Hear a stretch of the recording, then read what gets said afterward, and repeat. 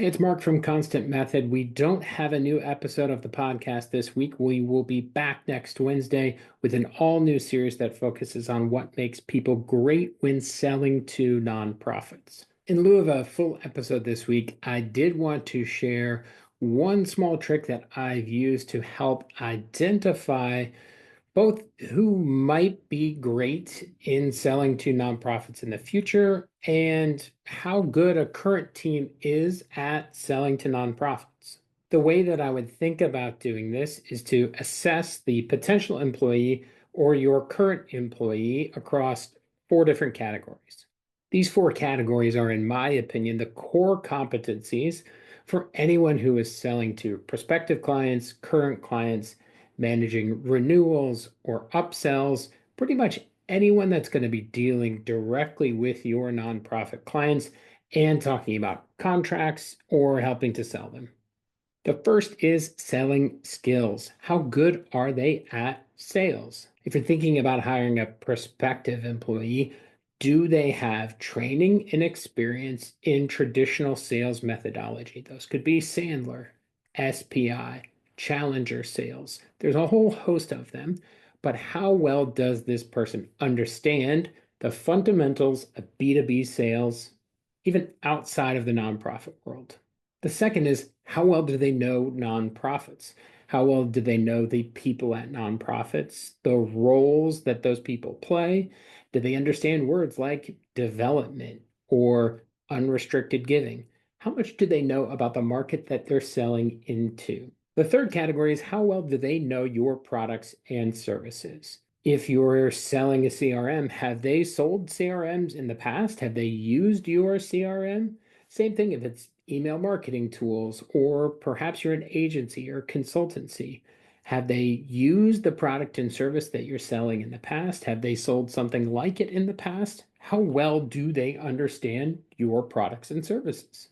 The fourth category is perhaps the most difficult, but also most often overlooked, and that is how well does this person understand humans and human behavior?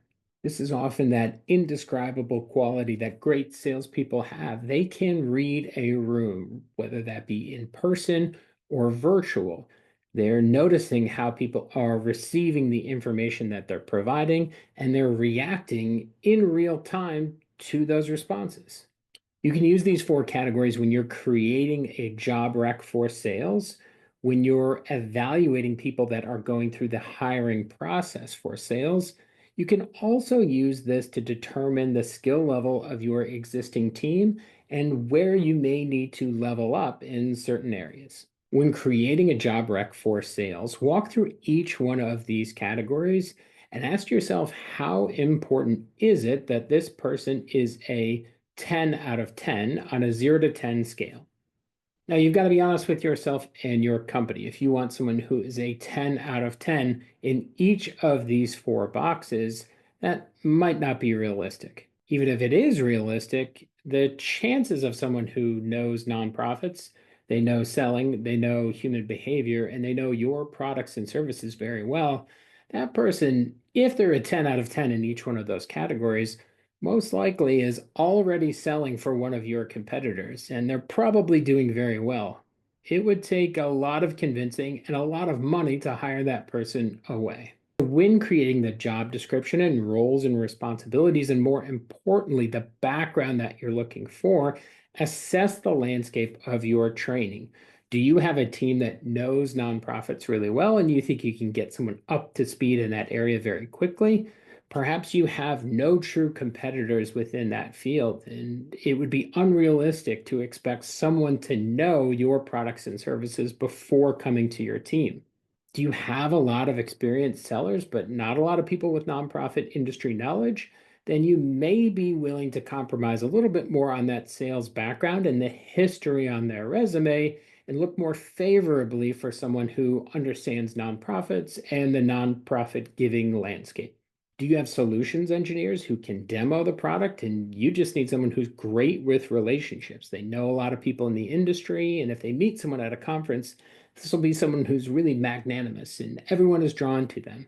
In that case, put that skill level highest and make sure you're evaluating that when you're going through the hiring process with those people to make sure that the skill set that you're looking for is aligning to the gaps in your existing team, where you think you can level that person up, and what you're going to be asking of them. Then, when you're going through the hiring process with these individuals, ask questions under each one of these skill areas to determine whether or not they meet the acceptable level of experience and understanding that you're looking for in each one of those categories, as well as is this a person who is coachable and can grow if they are deficient in one of those areas? Now, you can also use these four categories to rate the level of your existing sales staff. I would challenge a sales leader to do this for themselves as well as for their team, and then have their team do this exercise as well. And that is simply rate yourself on a scale of 1 to 10 in each one of those four areas. Evaluate yourself using this, have your team evaluate themselves. You can obviously evaluate your team, have them evaluate you, and have them evaluate each other. A simple rating scale of 1 to 10 in each one of these areas, then aggregate that data together, and most likely you're going to see some patterns emerge. What you'll start to see in these patterns is that you probably have some people on your team who are great in some areas and deficient in others. This is a great opportunity to uncover peer coaching opportunities. If you have one person on your team who everyone recognizes is great in their understanding of the nonprofit landscape, have them teach lessons to other people on the team. If you have someone who is great at one or more parts in the sales process, perhaps they're great at discovery calls or they're great at giving demos. Again, elevate that person to have them train and level up the rest of your staff. Now, if you need help in evaluating your team in each or any of these areas, or you understand that there are some gaps in your team or the people that you're going to hire and you want to level them up, Constant Method is here to help. You can reach out to us at constantmethod.com. You can reach out to myself. My name is Mark Cross on LinkedIn, or you can email me, mark@constantmethod.com. As I mentioned, our podcast will be back in full force next week on Wednesday with a full episode where we will be diving into sales to nonprofits, starting with great sales discovery.